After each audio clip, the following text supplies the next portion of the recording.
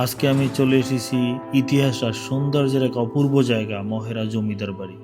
চারপাশে শান্ত পরিবেশ, বিশাল রাজকীয় ভবন আর পুরানো স্থাপত্য যেন আমাকে ফিরিয়ে নিয়ে গেছে বহু বছর আগের জমিদার আমলে। প্রতিটি দেয়াল আর প্রতিটি পথের মধ্যে লুকিয়ে আছে ইতিহাসের গল্প।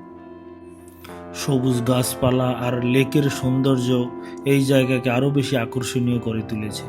যারা ঘুরতে ভালোবাসেন কিংবা ইতিহাসকে কাছ থেকে অনুভব করতে চান, তাদের জন্য মহেরা জমিদার বাড়ি হতে পারে দারুণ একটি গন্তব্য। সত্যি বলতে এখানে আসার পর মনে হচ্ছে যেন সিনেমার কোনো রাজপ্রাসাদে চলে এসেছি। বন্ধুরা, মহেরা জমিদার বাড়ি আসতে শুরুতেই আপনাদের মহাখালী বা উত্তরা এই রুট থেকে টাঙ্গাইলের অ্যাভেলেবেল বাস আছে, অথবা আপনি গাবতলী থেকে উঠতে পারবেন। উত্তরার এই রোড থেকে আপনার ভাড়া নেবে 120 থেকে 150 টাকা। আপনার নামতে হবে নটিয়াপাড়া।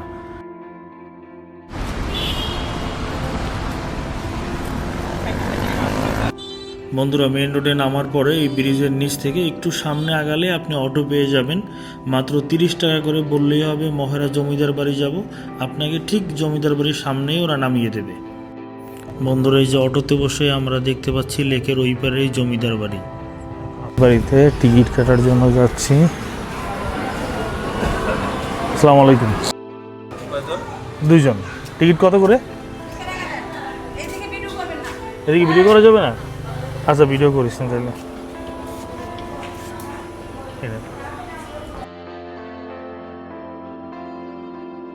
টিকিট কাটলাম, দুইজন।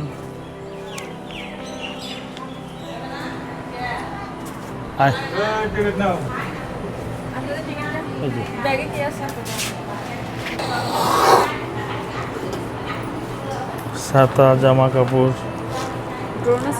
হ্যাঁ, ড্রোন আছে। ড্রোন কি চালানো যাবে না?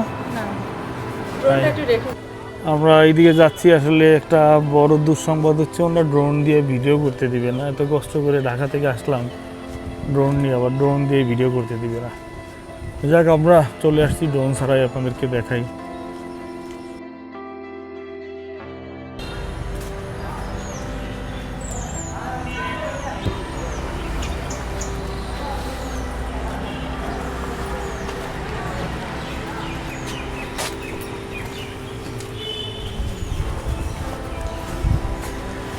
হচ্ছে মহেরা জমিদার বাড়ি, এইটাই হচ্ছে মূল ফটক যতটুকু জানতে পারলাম। টাঙ্গাইলের মির্জাপুরে অবস্থিত মহেরা জমিদার বাড়ি 1890-এর দশকে কলকাতা থেকে আগত সাহা পরিবারের দুই ভাই কালীচরণ ও আনন্দ শাহ কৃতিত্বে প্রতিষ্ঠিত একটি ঐতিহাসিক রাজপ্রাসাদ। প্রায় 8 একর জমির উপরে স্পেনের কর্ডোবা নগরীর আদলে নির্মিত এই দৃষ্টিনন্দন কমপ্লেক্সটি বর্তমানে একটি জনপ্রিয় পর্যটন কেন্দ্র ও পুলিশ ট্রেনিং সেন্টার।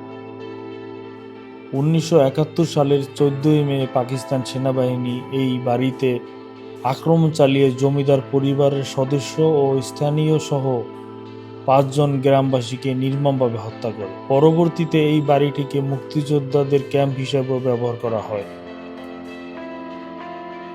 মহেরা জমিদার বাড়ির মতো এত সুন্দর এবং যত্নে সংরক্ষিত জমিদার বাড়ি বাংলাদেশে খুঁজে পাওয়া কঠিন। এই জমিদার বাড়িটি মূলত 3টি আলাদা প্রাসাদ নিয়ে গঠিত: চৌধুরী লজ, মহারাজ লজ এবং আনন্দ লজ। প্রতিটি ভবনের নকশা ইউরোপীয় স্থাপত্য শিল্পের প্রভাব দেখা যায়।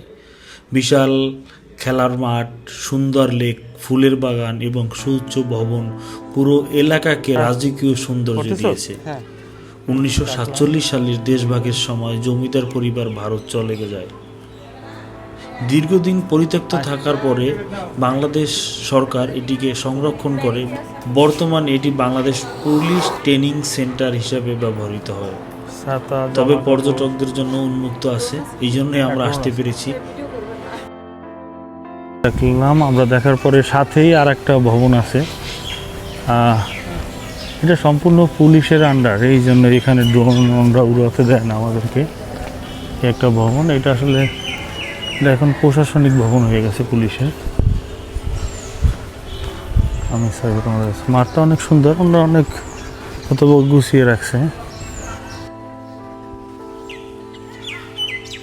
বর্তমান এটি বাংলাদেশ পুলিশ ট্রেনিং সেন্টার হিসাবে ব্যবহৃত হয়, তবে পর্যটকদের জন্য উন্মুক্ত আছে, এই জন্যই আমরা আসতে পেরেছি। মহেরা জমিদার বাড়ি শুধু একটি পুরানো স্থাপত্য নয়, এটি বাংলার জমিদারি ইতিহাসের, সংস্কৃতি এবং ঐতিহ্যের একটি গুরুত্বপূর্ণ নিদর্শন। প্রতিদিন অসংখ্য মানুষ ঘুরতে আসে, ছবি তোলে এবং ইতিহাসের সৌন্দর্য অনুভব করে। বিশেষ করে ব্লগার, ফটোগ্রাফার, ভ্রমণপ্রেমীদের কাছে একটি খুবই জনপ্রিয় স্থান।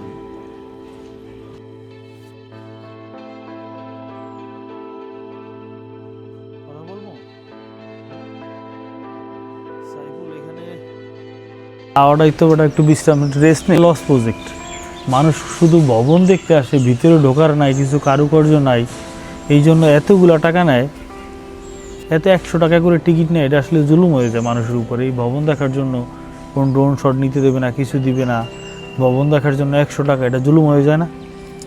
এটা তো অবশ্যই, কারণ লস প্রজেক্ট। চল থাকবো না, যা করছি শেষ, চল। পুরো লস প্রজেক্ট। আমার নাইমে এতগুলো টাকা ভাড়া দিয়ে এখন আবার এই 200 এক গম্বুজ মসজিদের কাছে যাও, পুরো লস প্রজেক্ট। চল যাই সাইফুল, এনে আই কাঁঠাল গাছে দিকে যাওয়া লাগবে। এই কাঁঠাল ছাড়া কোনো উপায় নেই। দেখলাম আমি আর সাইফুল আমরা আসলাম এখানে। সব থেকে বাজে ডিসিশন হচ্ছে এখানে ড্রোন বা অন্য কোনো কিছু নিয়ে ঢোকা যাবে না। পুরো লস প্রজেক্ট একেবারে টোটালি, মানে একদম আমরা যে আসলাম এখানে এসে আমাদের ভবন ছাড়া কিছু দেখা যায় না। ভবন ছাড়া আসলে কিছু দেখা যায় না। ভবন উপভোগ করবো কি?